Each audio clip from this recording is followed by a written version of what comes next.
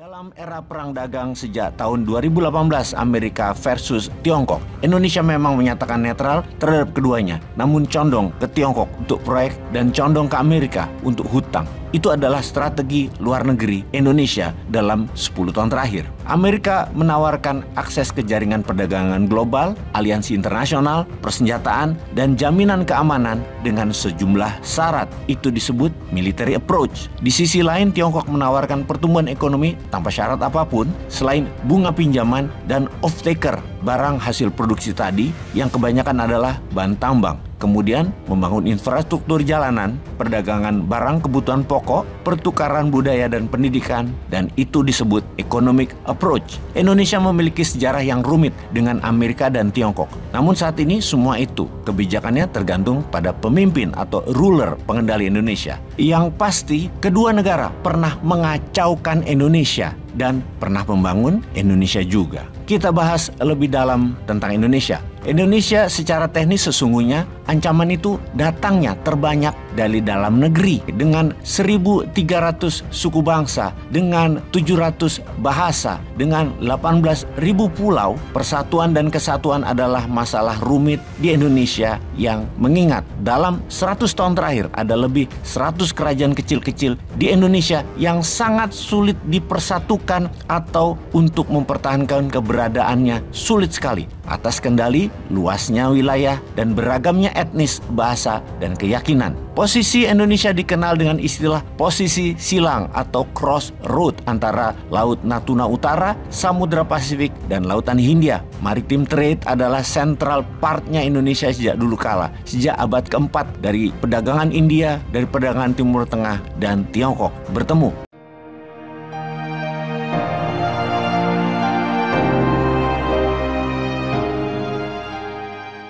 Kita menengok ke Indonesia sekarang. Beijing dan Washington selalu tarik ulur memperebutkan Indonesia. Kita bukan bicara 10 tahun terakhir, namun sejak awal kemerdekaan Indonesia, keduanya sudah punya mata ke Indonesia.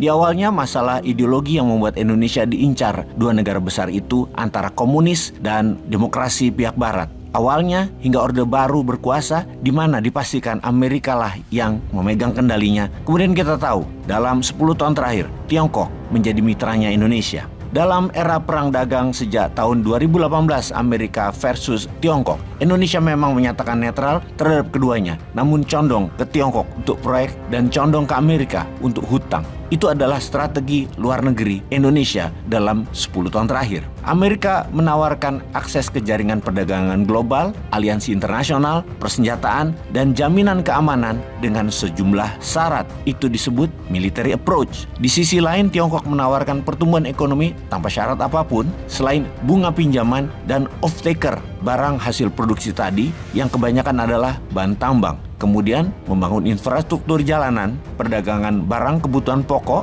pertukaran budaya dan pendidikan, dan itu disebut economic approach. Indonesia memiliki sejarah yang rumit dengan Amerika dan Tiongkok. Namun saat ini semua itu kebijakannya tergantung pada pemimpin atau ruler pengendali Indonesia. Yang pasti kedua negara pernah mengacaukan Indonesia dan pernah membangun Indonesia juga. Kita bahas lebih dalam tentang Indonesia. Indonesia secara teknis sesungguhnya ancaman itu datangnya terbanyak dari dalam negeri dengan 1.300 suku bangsa, dengan 700 bahasa, dengan 18.000 pulau. Persatuan dan kesatuan adalah masalah rumit di Indonesia yang mengingat dalam 100 tahun terakhir ada lebih 100 kerajaan kecil-kecil di Indonesia yang sangat sulit dipersatukan atau untuk mempertahankan keberadaannya sulit sekali atas kendali luasnya wilayah dan beragamnya etnis, bahasa, dan keyakinan. Posisi Indonesia dikenal dengan istilah posisi silang atau crossroad antara Laut Natuna Utara, Samudra Pasifik, dan Lautan Hindia. Maritime trade adalah central partnya Indonesia sejak dulu kala, sejak abad keempat dari perdagangan India, dari perdagangan Timur Tengah, dan Tiongkok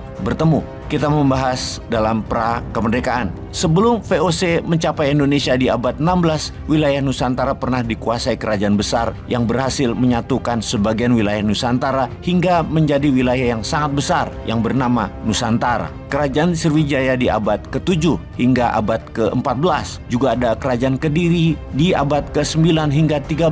Kesultanan Malaka di abad 14-15. Kemudian yang paling berpengaruh besar adalah di abad 13 hingga 16. Dia adalah kerajaan Majapahit. VOC masuk di awalnya adalah pedagang tembakau, karet, gula, opium. Diekspor semua di bawah kelolaan perdagangannya. Dalam 200 tahun, VOC mengkapalkan lebih dari 15.000 pelayaran dengan mengangkut lebih 25 juta ton rempah komoditi senilai 2,5 triliun dolar Amerika dalam nilai sekarang. Karena korupsi, perusahaan VOC bangkrut di tahun 1800-an, diambil alih oleh kerajaan Belanda akhirnya, di mana wilayah Indonesia yang membuat Belanda akhirnya menjadi negara maju dengan mengindustrialisasikan bahan baku setengah jadi dari Indonesia. Perang Dunia Kedua menjadi berkah buat Indonesia karena Indonesia dengan berani memerdekakan diri dan mengklaim kembali semua wilayah jajahan Belanda dan mengambil alih industri asing,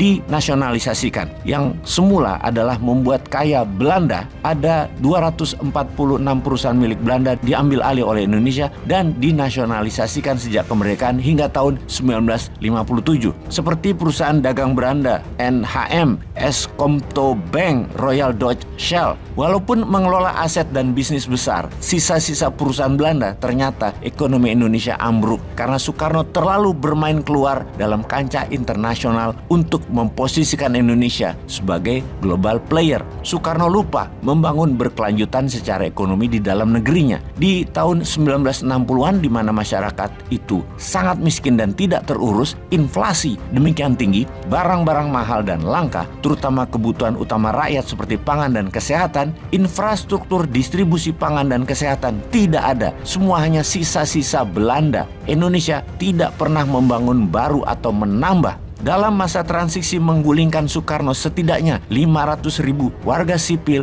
korban atas nama pemberantasan PKI. Kemudian militer mengambil kekuasaan dan membentuk Orde Baru. Soeharto di tahun 1968 dengan cepat membangun ekonomi dengan model ekonominya dipercayakan pada mafia Berkeley yang mempromosikan pasar bebas dan kapitalisme. Dengan fokus utama para mafia Berkeley ini adalah menurunkan inflasi. Apakah benar inflasinya menjadi turun? Adakah intervensi negara lain dalam keruntuhan Soekarno? Adakah intervensi mengelola negara di era Soeharto? Benarkah Amerika yang mengendalikan Orde Baru?